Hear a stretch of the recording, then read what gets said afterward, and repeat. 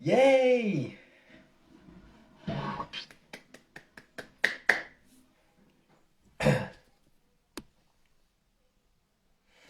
And we are live. Hello.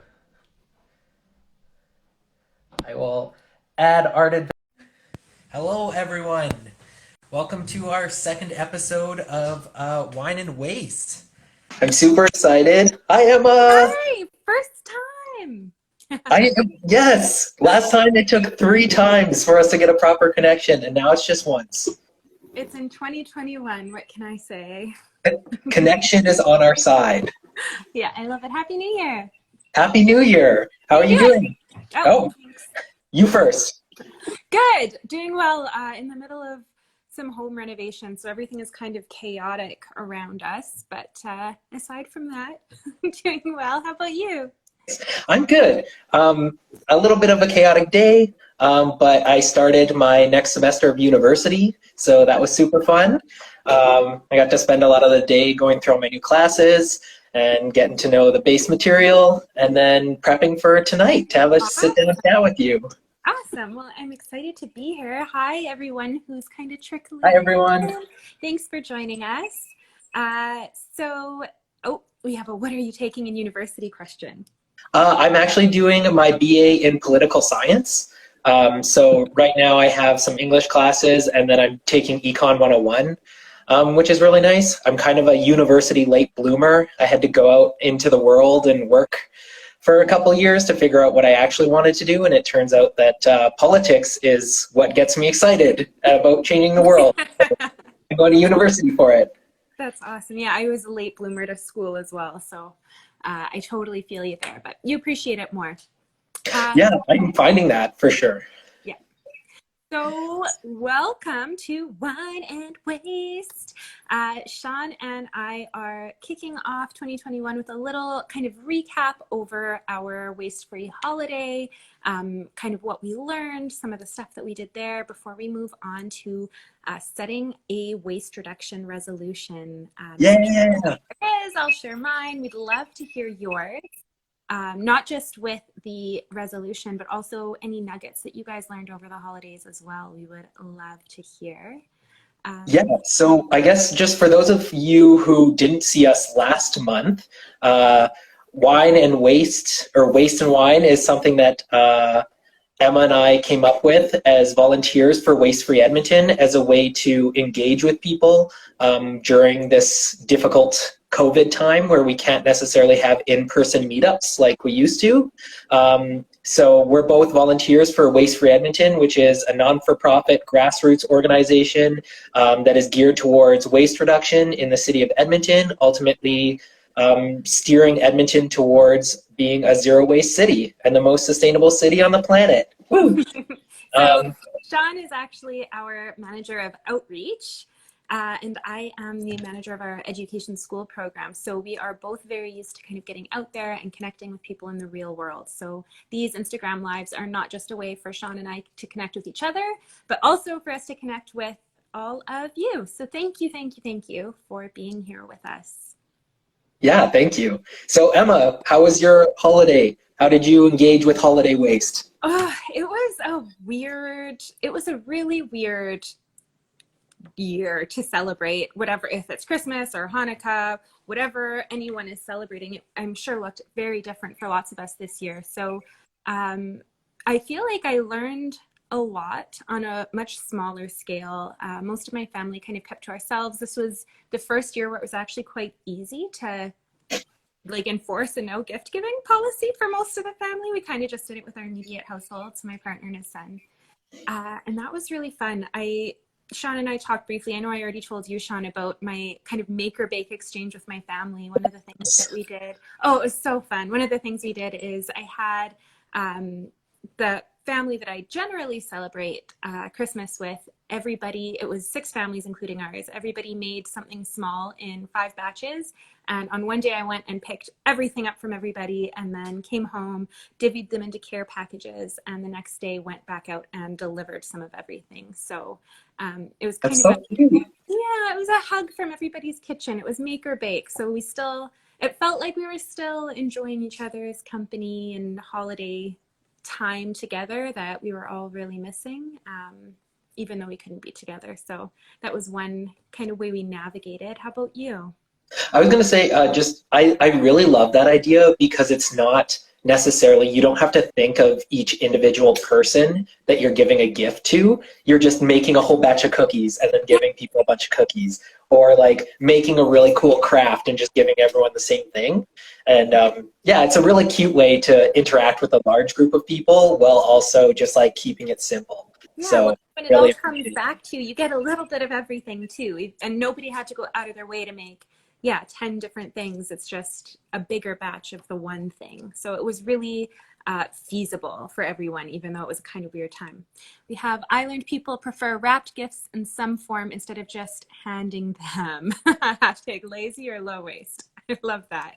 I think low waste and efficient. Yeah, To, I I know.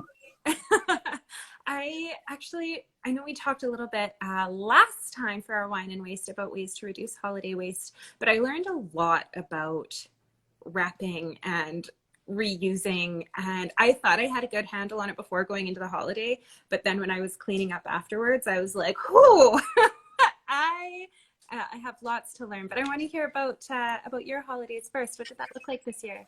Well, like everyone else, it was very low key and smaller than it usually is.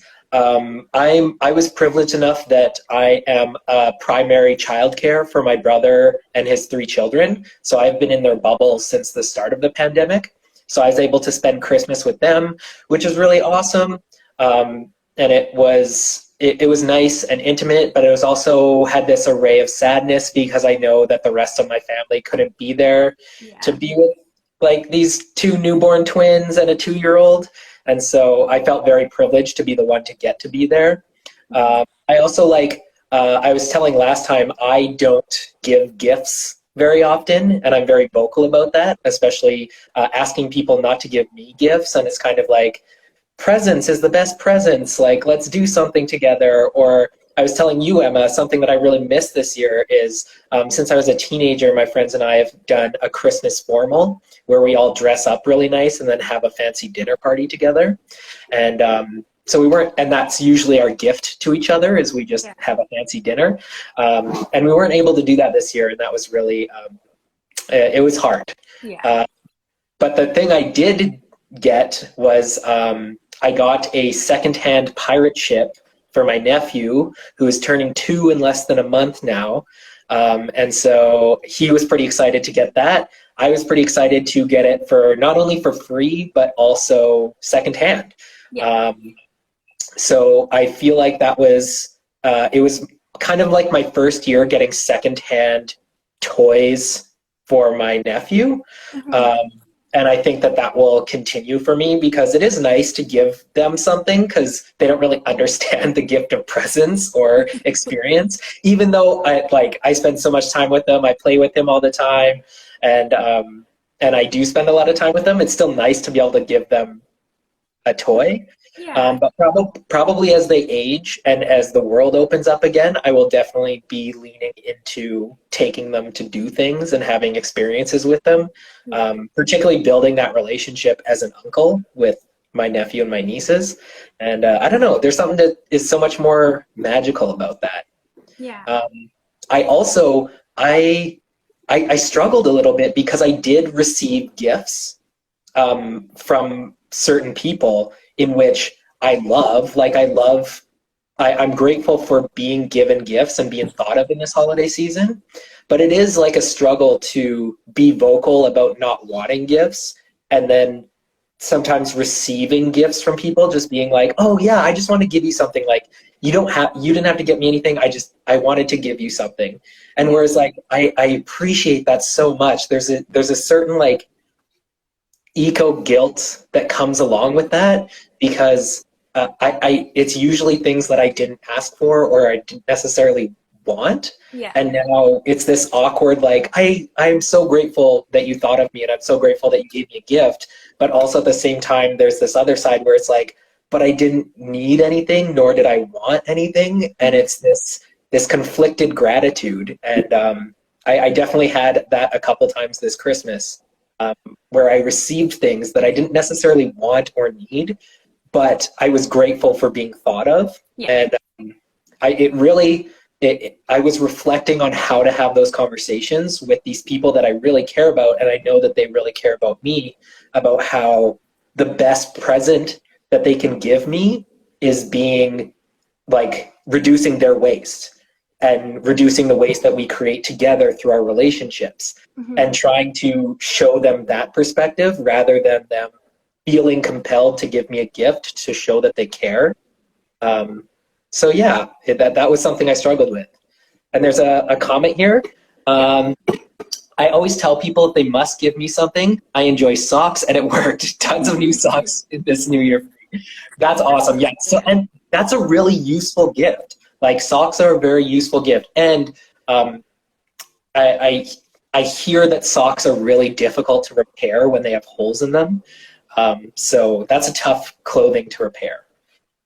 That wouldn't work on me because I insist everybody in the house has one type of sock. I despise matching socks when I do laundry. I feel like it takes so much time. My partner used to have like 10 different kinds of black dress socks, and I used to go blind trying to match them because they were all too different to just.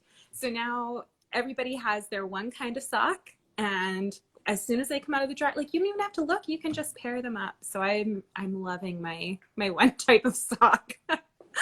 But no, I think that eco guilt is a very real thing. And if anybody else who is here watching, if you have any stories about eco guilt, any conversations maybe you've had with friends or family, I know I feel like I'm finally, my Nana who recently passed away was a notorious like gift refuser. Nobody could buy a gift that was good enough for her. And we always thought it was just her being like, oh, what am I supposed to do with this? Like, I have no use for this. But as I'm getting older, I, like you're saying, you are very grateful for being thought of and that they wanted to show that they care with these gestures. But like, I almost feel guilty that somebody spent money on something that I may not use. And then I look at the packaging that it came in, and then I feel guilty that there's all of this packaging for something that I might not even use. And then if you re-gift it to somebody right away, then you hurt their feelings, and then you feel guilty that you're hurting someone's feelings. So it's, yeah, the thought is sweet and it's kind, but I love that solution of, oh, just give me socks, something that you know for sure that you'll use. I think that's a really great idea. Yeah, and it's almost like we have to collectively chip away at. We talked about this in our last one of that, like um, societal conditioned necessity to express our love through material things. Mm-hmm. And yeah, I think it's just about having conversations, and it is uncomfortable to have those conversations, but I think ultimately, like we will all be better off for it. Yeah. So what about upcycled and local products? I love that. So there are two questions I wanted to ask you when we're talking about gift giving. The first one was if you got any secondhand gifts, which you did. The other one is if you had any handmade or homemade gifts. But I think that like local ones absolutely are amazing. Upcycled are amazing. And if you can be very specific with people, I popped in, I'm not on Facebook often, but I popped my head into the Waste Free Edmonton group right before the holidays, and somebody had started a conversation about they asked for a secondhand drill. And the person that they asked from was like, oh, I'll just buy it new.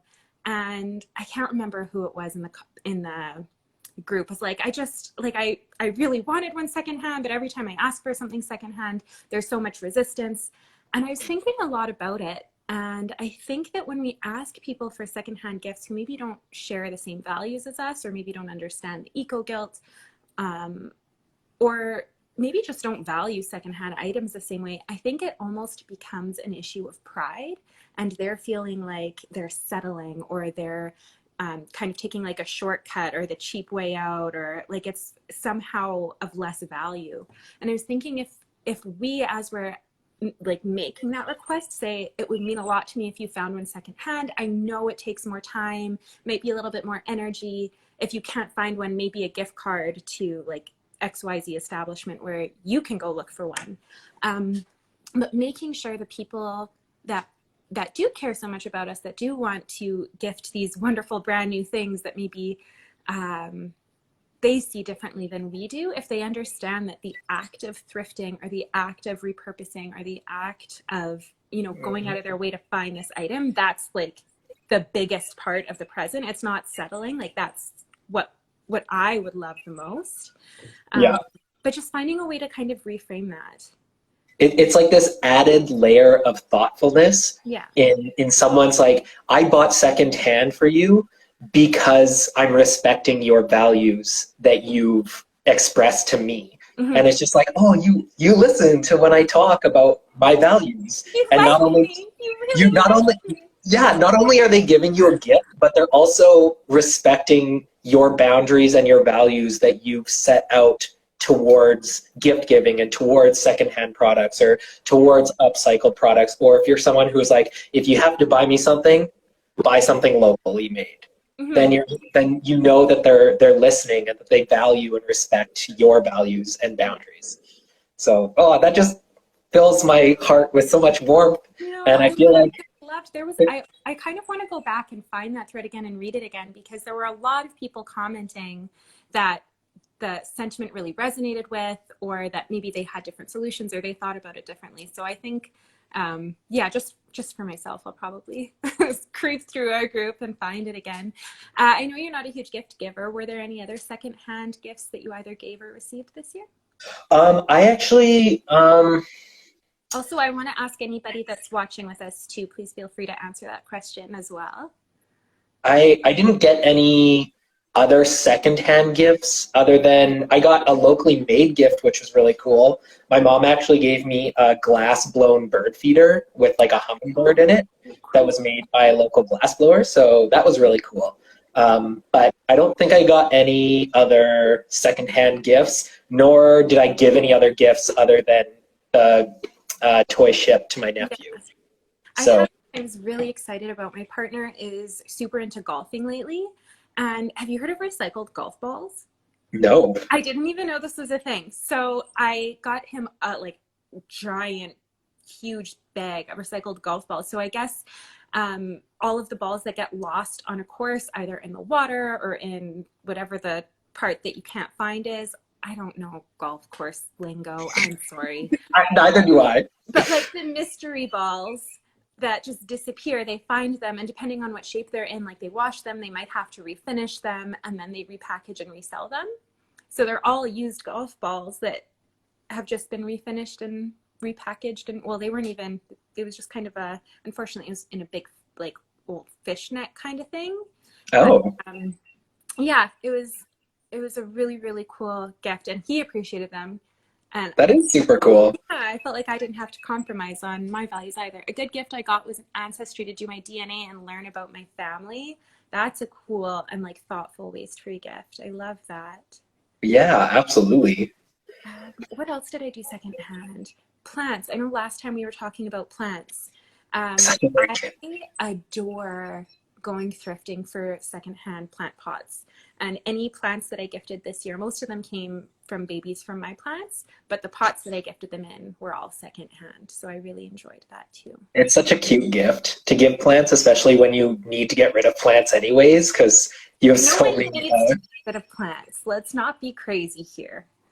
Don't lie, Emma. You have spider plants that just spring out everywhere, and you don't know what to do with all the little spider plants. Been down that road many times where I have like 15 propagating spider plants that I need to find a home for because I can't have all these spider plants in my house. I understand. But yeah. Right. So is there anything else you wanted to touch on for our holiday recap? Oh, I guess the waste. I know I found a couple lessons out about the like packaging waste that I wanted to touch on. Oh yeah, go ahead, please. Dive into that. Was there anything else you wanted to say? No. If you want a spider plant, send me a message. I will happily share a spider plant with you.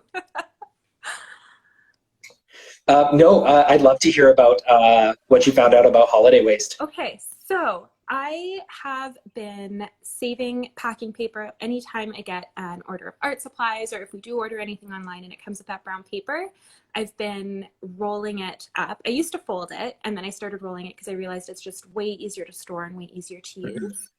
And my partner, when it came time to actually using it, he was like, I can never tell in this roll if it's a big piece or a small piece. And he is less like low waste minded than I am, but he does make a huge effort, and he absolutely entertains me. And we kind of straddle this like normal living to low waste lifestyle situation in this house.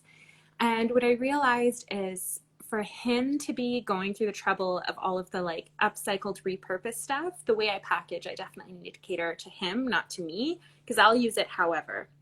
So when I was packing things up this time, I was very mindful to make sure small stuff stayed with small stuff, and the bigger ones was with bigger stuff. He also purchased one roll of like wrapping paper, despite my best efforts to have it done this year. That was your compromise? You were like, oh, it wasn't a compromise. He did it without telling me. And so we used it. So for gifts that we gave this year, it was predominantly just me, my partner, and my 10-year-old stepson. And I remember reading, again, in our waste-free group, that there is somebody who was saying that, or maybe it was in our last Wine and Waste, it was somebody in the comments actually, saying that they've been using the same single-use wrapping paper for years. Oh yeah, that wasn't it. Open it up and they're so careful. That is not my stepson. Like, if he can't rip it, that's half the joy gone. So I realized if we are going to be having a compromise, and we are going to be having like one roll of nice paper, to save that for people who will kind of tenderly open their gifts so that it can be reused, and use something like newsprint or the packing paper, something that can be composted on his gift so that there's no guilt with him tearing it to shreds. It can go right in the recycling. The other thing I learned was half of the gifts we used tape and the other half we did not. I wish we would have just not, because going and taking off all the tape after so that the paper could be recycled, oh, so much work. If there was just no tape involved, life would have been so much easier. So yes, there are ways to kind of straddle both worlds, but if I would say one thing that would have made it like as fast and easy as possible, is just commit to recyclable only paper and no tape, and it will be so easy and waste free. How did you find wrapping without tape? Like, did you just fold it, or I had tons of different ribbon. Yeah. I made, and Andrew shared, we have a new YouTube channel. Those of you who are joining us. Yeah, plug in YouTube. Yeah, we do have a YouTube channel, and I did share a 12 tips for a waste-free holiday. Yes, wrap without tape. Watch the video. It's on YouTube. So you can like wrap your present like normal, and then use a ribbon. So I just cross it over like vertically, and then switch it under the back and horizontally, and tie a bow. And the ribbon holds down all of the flaps, so it stays folded just fine. And it doesn't have to be ribbon. Like, I used old t-shirt, I used old tulle, some old fabric. But now that I know I don't want any tape next year, I'm gonna start to stash every long ribbon that I come across. Yes. So just have a stash of wrapping Christmas galore. What else? No tape, the single use. Yeah, those were my 3 big points. Ribbon, yes, ribbon, very necessary. But yeah, you can get reusable bags, reusable boxes. If you are curious for more waste-free tips, definitely head over to the old YouTube channel and see some of the ways that I wrapped gifts this year without tape. What I did find, one thing I did find very interesting about my exploration of holiday waste, and I talked about this last time about how wrapping paper, like decorative wrapping paper, can't be recycled because the ink is so heavy. And as I told people about that, people were kind of like happy to learn that, but upset that I had shattered their illusion about wrapping paper. But like about a week later, I was talking to my brother, and at work, he had actually told like 5 to 8 people about wrapping paper because it was like the fun new fact he had. And like the woman who was working the front desk at his work, she was talking about wrapping her gifts, and he was like, did you know that wrapping paper actually can't be recycled? So it's better to use like brown paper or like recyclable paper. And I was just so proud of him that he had taken something he had learned and then was like spreading it out into the world. Because that's how waste reduction and zero waste mentality spreads, is just people talking about it. And then once like plant that little seed of waste reduction in someone's mind, then they start to see how the ways in their life that they create waste. Yeah. And then once, we were talking about this last time, that once that waste illusion is shattered, you just see waste everywhere, and you're like, oh my God, I need to do all of these things to fix my life. But it's baby steps, and it is having conversations like this, or conversations like I had with my brother, where you just one thing at a time, and then you start to feel good about the way you're living your life, and it feels really nice. I think that's a fabulous segue into setting a waste reduction resolution. Yeah. New year, new us, right? Yeah. So Waste Free Edmonton has tons and tons and tons floating around about waste-free resolutions right now. We have a blog post. I know there are a couple of Instagram and Facebook posts, not just about the volunteers and our resolutions, but also about Waste Free Edmonton as an organization, some of the goals that we have for the upcoming year. Becoming Less, the podcast with Biz and Emily, I know they touch on New Year's resolutions as well in their most recent episode. So if you're looking for some more inspiration outside of this conversation, tons of resources available thanks to our awesome team. Yeah, we have so much good content that's coming up now. So Waste Free Edmonton is an exciting organization to follow. And you can join us if you want to volunteer with us or hang out with us or engage with us on social media. Please do. That's what Waste Free Edmonton is all about, is about building a community around waste reduction in Edmonton. Absolutely. So, yeah. and we talked about how we both find resolutions can be a little cheesy, and that it's more like lifestyle changes that you apply. But it is nice to have a new year where you can kind of have this marker of being like, okay, I'm going to start now working towards these goals, or setting goals for yourself is really important, because it helps create this air of accountability to not only yourself, but you can incorporate accountability with your friends and family as well. Yeah. Is there anything on your radar that you want to tackle for the upcoming year? Absolutely. So one of the big things for me is I've never learned how to sew or how to stitch. And I was thinking about it because that was the first thing I thought of when we were discussing New Year's waste resolutions. And the first thing that came to my mind is I've historically been pretty rough on clothing. So a lot of my t-shirts have holes in them, socks have holes in them, underwear have holes in them. But I'm really apprehensive about ever getting rid of those clothes. So I just wear holey clothes a lot of the time. Or I have a bag of pants that most of the crotches have ripped. But I don't get rid of them. I save them in a box because I just keep telling myself, one day I'm going to learn how to sew and I'm going to fix all these pairs of pants. And this year is that year. So my partner is actually a drag queen. So he wants to start to learn how to sew as well, so he can make outfits and fix his outfits. So he's my accountability buddy, that we're going to hold each other accountable to learning how to sew, learning how to stitch, so that we can fix all the clothes that we have, so I can fix my socks, so I can fix my holey pants and my whole t-shirts. I'm going to learn how to put cool patches on all my clothing that have holes that are too big to stitch. I'm really excited.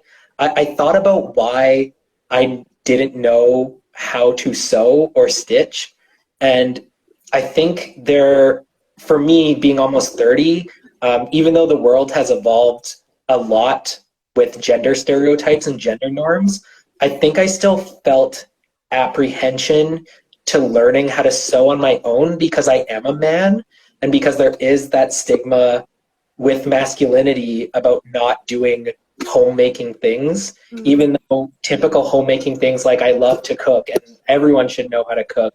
Yeah. And I don't consider myself a traditionalist who supports any gender stereotypes, but that felt one that kind of, when reflecting on it, I felt boxed in by it. Yeah. And so I thought about how that not only relates to my life, but also to the young, males that I'm a role model for, like my nephew, and like I have younger cousins who are teenagers right now, where I want to embody a masculinity that is comfortable with doing things like that and not having it be like a gendered thing. I love that.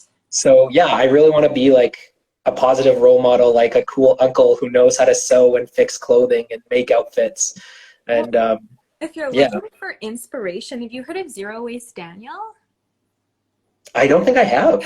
Oh, he's one of my favorite accounts I follow on Instagram. He uses Write that all down. scraps and makes these amazing, like he'll do jogger suits, and sometimes it'll be like, I think he has one that's like a portrait of David Bowie. I think he did one of Bob the Drag Queen. Like he makes Oh, cool. textile wearable art from just scraps. So really cool garments, but he shares a lot of process videos as well. And like that's a great example of that masculinity that does include something that I guess traditionally, unfortunately, was limited to kind of the female or private sector. Yeah. I love that one.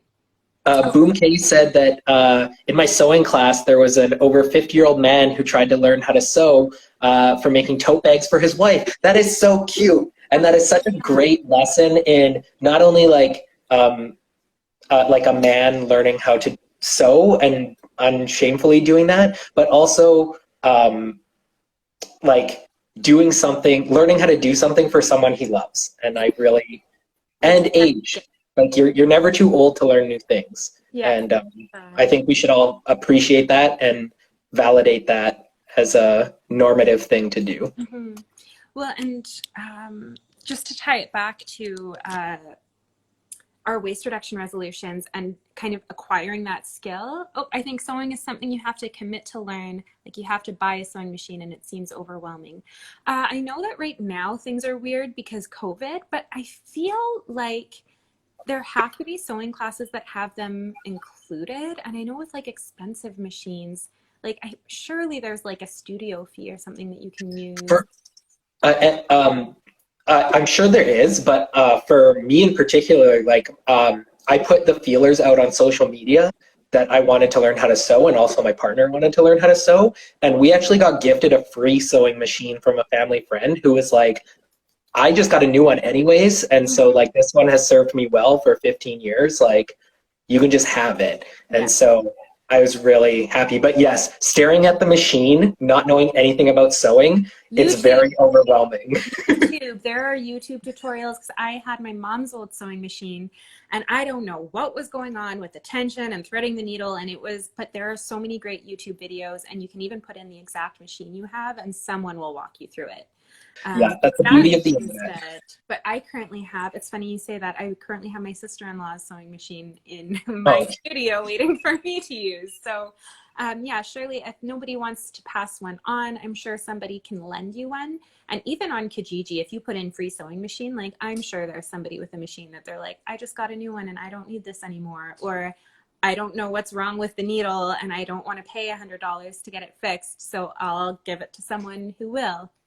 Mm-hmm. So yeah, I think there's a little love and elbow grease. But it can, I agree, it can feel really overwhelming. But even if you start with some hand stitching, like there are some really great embroidery stitches you could do to start with for patching things or darting. I think that was definitely where we're going to start, is hand stitching and then slowly move into the sewing machine. But it is exciting, and I am committed to that being the major project for me this year, is learning how to fix my clothing and fix textiles and even make textiles one day. Mostly because Ammonia is going to be a famous drag queen, but also because I want to fix my clothes. I love it. You'll be her Johnny Velour. So what about you? What's a major New Year's resolution for you? So the reuse center being closed is cramping my style in a major way. Like an absolute major way. Usually we have this little closet at the end of our kitchen, and I just have normally a little box on top, and I'll put bread tags in this one, and then I'll put bottle caps in this one, and all of these little kind of plastic bits that if I don't use for my own art classes, I know teachers often make use of for theirs. Like every year teachers always get the milk caps from 4-liter bottles? They use those for wheels for one of their science lessons because they make those little automated cars with elastics. So they are always trying, like, you need what, 4 each for 30 kids. So yeah, so normally I keep stuff like that. And the reuse center has been closed since what, February, March? And I Yeah, it's feel been a like while. the house is becoming a landfill, and it's not organized. I don't have a system in place. I have no idea what to do with this stuff. And even lots of my art classes, I tend to upcycle materials as much as possible, or find things that are kind of at the end of their life and repurpose them. And I still have stuff from my 6-week class that was supposed to run last March. And Oh, I've been acquiring stuff. Like, I'm holding on to it because I feel like one day we'll be able to do things in person again. So my like really big goal is to just go through all of these odds and ends and rehome what I can. Sorry, I have a tickle in my throat here. Hopefully rehome what I can. Often I will reach out to teachers I've worked with in the past to see if they have a use for things, or homeschoolers. But I think there's been kind of hesitation accepting materials for a lot of people with COVID as well, despite it being clean and sanitized. So figuring out what the heck to do with my mass amounts of stuff is my big project. And reorganizing, I told you earlier, I'm in the middle of some home renos here, but that closet next to my kitchen, like, I want that to be like a waste organizing superstation, so that I've got a much better system in place, because right now it's just unorganized and it feels chaotic. So I really want to tackle some sort of structure for that. it almost sounds like you should just make a giant mural with all of the like spare pieces that you're collecting, like a COVID waste mural. Yeah, that reminds me, actually, at the Art Gallery of Alberta a few years ago, I want to say 2 or 3 years ago, there was a really great exhibition in the children's studio, and it was like a relief mural. It was all in white, but it was all found items, and it was a coral reef, and it was absolutely beautiful. So yeah, totally a feasible idea. Something else that I want to promote more this year and also engage in is more of the like marketplace and the secondhand online marketplaces. So there's an app called Nextdoor. I don't know if you've ever heard about it. I think I'm the one who told you about it. Was it you? Oh, okay. So. Yeah, I've been on there, and I've actually, it's really great. It's such a cool social media app that I find doesn't have any of like the negative baggage from regular social media, because it's just people in your neighborhood that you're connected to. And then they also have that no sell, no waste. Yeah, and buy nothing, sell nothing. Yeah, buy nothing, sell nothing, and waste nothing. And it's really cool to see some of the stuff that pops up on there. And I just thought that was a really cool way to engage with your neighbors more than just either buying something new from the store, but also a little bit different than Facebook Marketplace, where you're taking it away from Facebook, which is probably a good thing, but just empowering more of your neighbors and engaging with more of your neighbors rather than just other people through the web. So I definitely want to shift a focus on that more, as well as honestly, part of my New Year's resolution is just engaging people in waste conversations. Because I've personally seen through my own journey how ideas can just ripple out, and how inspiration can strike really quickly, and how, moving towards a zero waste life or a zero waste lifestyle can snowball when you have friends and family who are also engaged in that dialogue and in those conversations, and you can help each other get zero waste.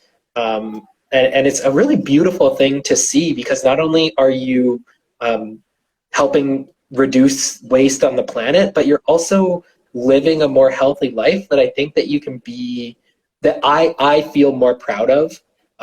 So I take a lot of pride in composting. And since I've started composting, I think my life has that avenue of my life is a point of pride for me, and I talk about it a lot.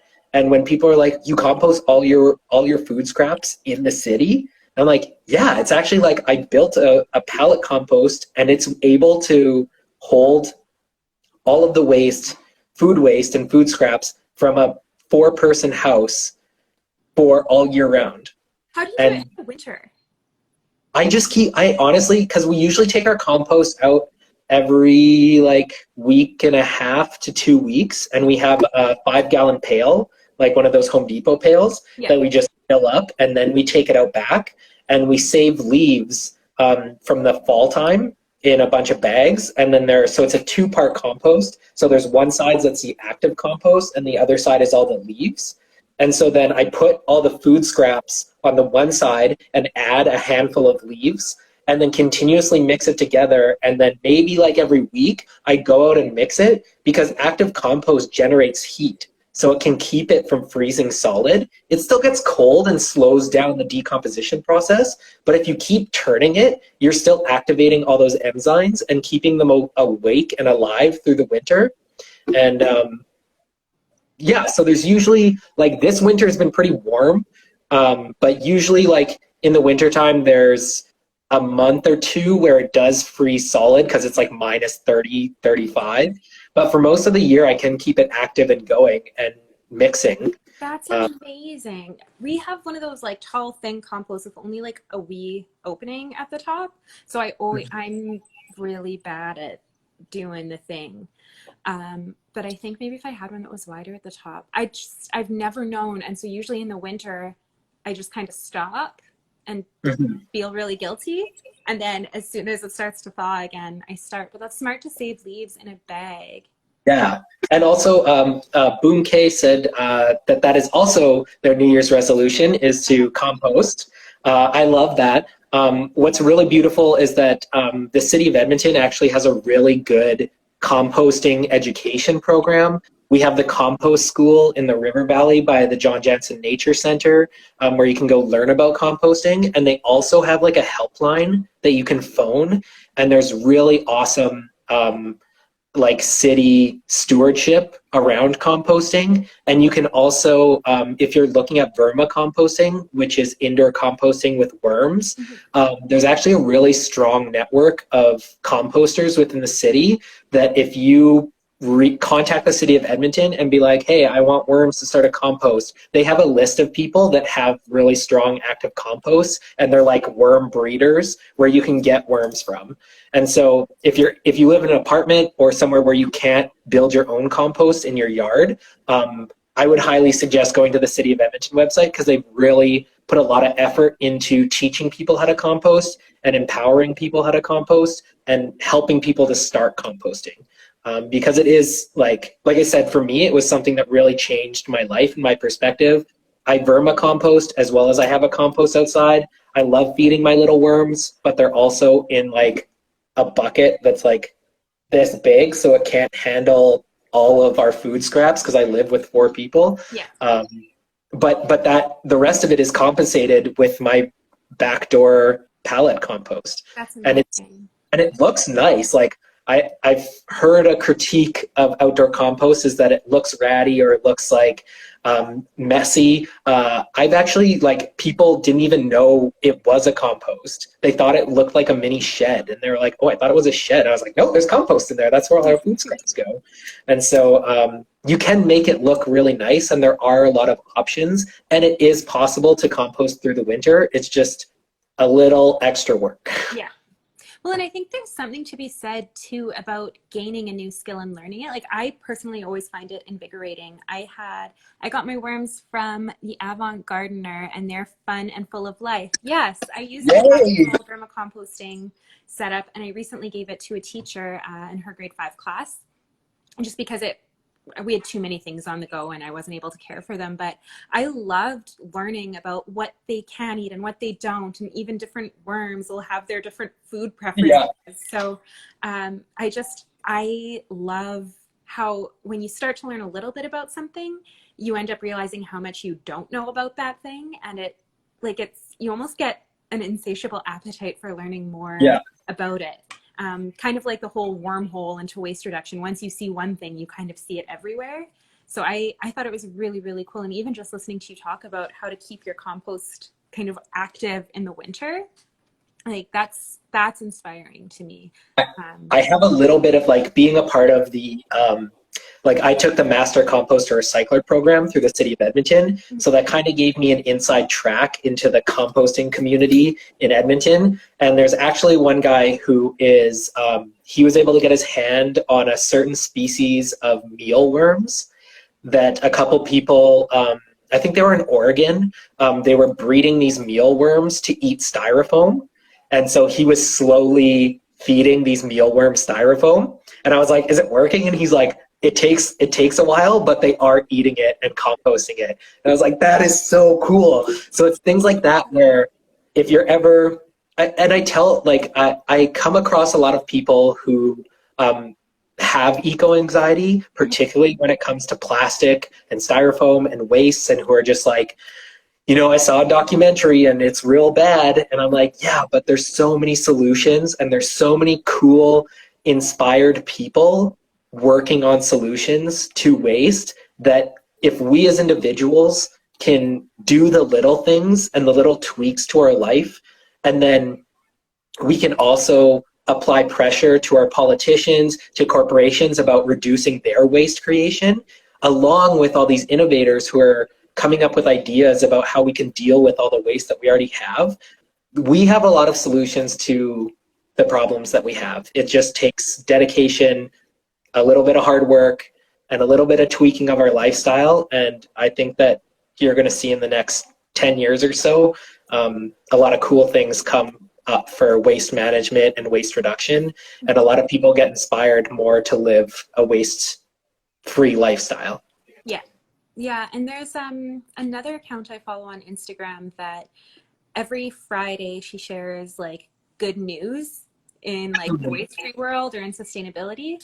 Her name is Catherine Kellogg. I think the account is Going Zero Waste. And I look forward to Fridays because it'll be like, this place just became the first city to insert goal here, or this place just planted this many new trees, or this company just committed to, and it's when there is a lot of eco-anxiety and stress and guilt, you kind of have to look for those wins and those silver linings because they help propel you forward and they remind you that it's not all for nothing. Because every time, you know, you'll try to take a step in the right direction, you'll see a garbage can overflowing on the street with all of these single-use cups and bags and packages. So it can be overwhelming, but when you see the bigger picture and the changes and the strides that are being made, yeah, it's definitely a little hug.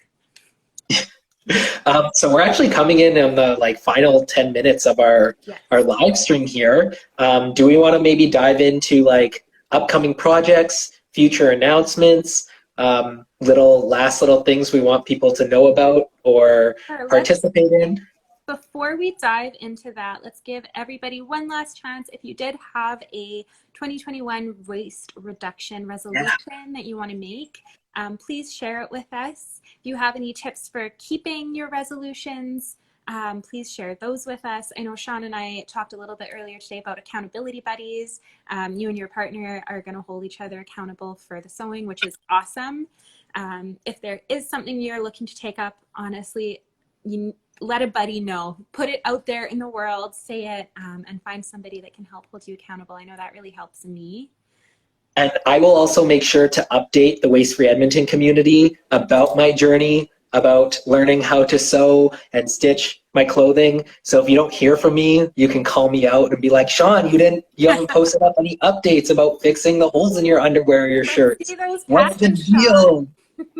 So there can be community accountability with that. Yeah. Well, and Waste Free Edmonton is if you are making a goal, whether you're watching this live or later, if you do have a goal, feel free to make a post and tag us in it. If you use hashtag WasteFreeYEG, you can see what other people are up to as well. I think it's a really great tool to kind of feel connected to our local community instead of just the zero waste community at large. Great way to connect. That's a promise. We're going to be seeing your skills. So yes, please do keep engaged with us on that front. I And what else? There was one other thing we were talking about briefly. Oh, how you frame your resolution. There have been tons of studies done that when you say you're going to give something up, often those resolutions don't last.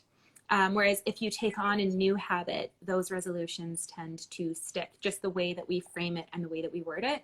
So if you're having a hard time just saying, I'm giving up single-use coffee cups, it can be something simple like, I'm going to use reusable coffee cups. So it's the same thing, but you're framing it differently. And it makes it a little bit, I don't know what it is, like if it's just a mental shtick or what, but just reframing the way that you set your resolution can be really helpful. I also think an important thing to bring up is also, the idea of shaming people or yourself into having better habits isn't necessarily the best way to go about forming positive habits. Just in my experience with shame complexes, they can be pretty dangerous and very unhealthy and very unhelpful, especially like not only when you're talking to yourself, but if you're talking to other people. Yeah. Usually shaming people isn't the best way to go about it. I know, shocker, right? And we also like, I would rather create a culture of accountability, yes, but also like positive reinforcement rather than negative shaming. And I think that that's more powerful, and it's more, I think people are more inclined to change their behavior when they feel empowered, not when they feel torn down. So be nice to yourself, be nice to your accountability buddies. And if you slip up, whether that be like forgetting your like water bottle and you need water and use a plastic water bottle one time, like don't beat yourself up about it. Everyone here is just human and we're trying to do the best that we can. But I think that once you form habits, those habits can solidify really easily. And then it's easier to move through that and have that be just your lifestyle rather than you changing your lifestyle. Yeah. If that makes sense. Yeah, I think that's super fair. And I think in general, this community is really supportive and really uplifting, but always a welcome reminder, not just to be gracious with others, but also ourselves. Yeah, absolutely. And that no one's perfect. And that's not what zero waste lifestyle is about. It's about everyone doing the little bits, and then together we can make one awesome waste-free society. Yeah, I love that. So thanks everybody for sharing throughout this conversation. I guess now, Shawn, we are ready to move into our upcoming stuff. So our next Wine and Waste we have set for, we're doing the first Wednesday of every month. So if you enjoyed this conversation with us, we'd love to have you back again Wednesday, February 3rd at 7 p.m. Same bat time, same bat channel.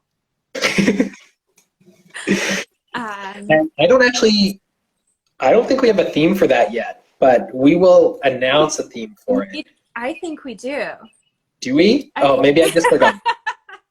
We'll talk. But yeah, we have lots of changes hopefully coming to our website soon. I know the other board members have been talking about updating our Take Action page. So hopefully come February, we will have something new for you there. Please do head on over to the website, wastefree.ca. There's tons of resources there. Our Becoming Less podcast is another great one. Emily and Biz do an awesome job of connecting with community. So if you're hungry for more waste reduction chats, that's another great thing to hit up. There are two things I kind of wanted to touch on just quickly, just about like things that affect our community as it pertains to waste. So the city of Edmonton announced today about their source separated organics cart program. Where the city of Edmonton will begin rolling out this separated waste program starting in March. So everyone will have one garbage cart, one organics cart, and then like recycling. So that's a thing to investigate on your own time, or download the Waste Wise app which is a really sweet app that the City of Edmonton has, where not only does it notify you of your garbage pickup, but it also can explain how this cart program is going to roll out. It's something that a lot of other municipalities in Canada already have. We're a little late to the game, and I think it can seem a little daunting at first if you're like, wait, I have to separate my garbage now? Like, I have to separate my garbage? Like, what? I don't get this. Like, it is really easy to get once you kind of get the ball rolling. And I know that if you have any questions, you can reach out to us or the City of Edmonton. There's tons of resources to help you understand what that CART program is going to look like, and that's going to be beginning in March. Yes, finally, I know. That made me smile. It's about, we're one of the last municipalities to do it in Canada, and I'm so happy that we're finally doing it. And then also another one I wanted to bring up is that the federal government is going to be instituting a single-use plastic ban at some point in this new year. It's a pretty minimal single-use plastic ban, but it is a plastic ban, so it's a start. So I'm excited to see that roll out. I know that we will be trying to get the information out there, what that's going to look like and when it's going to happen. So I'm excited for that. I hope that the City of Edmonton itself has its own single-use plastic ban at some point in the future. Yeah, it would be really nice. But like I said, I think there's a lot of things changing in the world of waste reduction. And in the next couple of years, it's going to come at us fast. And the more that we educate ourselves and support each other through that transition, the easier it will be. Now, just some things for Waste for Edmonton. Like we said at the top of the Wine and Waste show, was that Waste for Edmonton is a non-for-profit, volunteer-led organization. We're completely grassroots. No one gets paid to do any of this. We're all here on our own time, putting in hard work to make Waste for Edmonton happen. And I know I really appreciate all the hard work that the board members do, that all the volunteers do. If you want to participate more in that, please reach out to us on either any of our social medias, or you can message me at outreach@wastefree.ca. I'm the manager of public outreach and event planning, and Emma is manager of communication or education. And so if you have if you want to know anything to do with either of those waste things, please feel free to contact us. We're hoping to do a couple fun COVID safe events. I want to do a documentary screening together. We did that last spring, and it was really awesome. We had about like 150 people watch the story of plastic together, and then we had a big chat afterwards, which is really beautiful. Together apart. Yeah, it's all virtually. Yeah, we watched it together virtually, and then we had a conversation about it, and it was really beautiful, really awesome. So we're hoping to do a couple events like that, hopefully a seminar about a circular economy. But if you want to see Waste for Edmonton host an event or do something, or maybe once I learn how to sew, I can hold a workshop about sewing for beginners. If you want to come to that, yeah, please engage with us on social media, share your waste reduction journey with us, tag us, ask us questions. Yeah, we appreciate it. That's what we're here for, is to build community. Yeah, and it wouldn't be community without all of you. Yeah. So that was my spiel. That's all I had, I think. Perfect way to end the night. So thank you guys again for joining us, taking the time to have a little chat with us. If you want to join us again next month, first Wednesday of the month, which is February 3rd at 7 p.m. And I hope to see you guys then. Yeah, this was so much fun. Thanks. Yeah, thank you so much, Emma. It was great to chat with you. You too. Have a good night. Yeah, you too. Everyone take care. Thank you so much for joining us.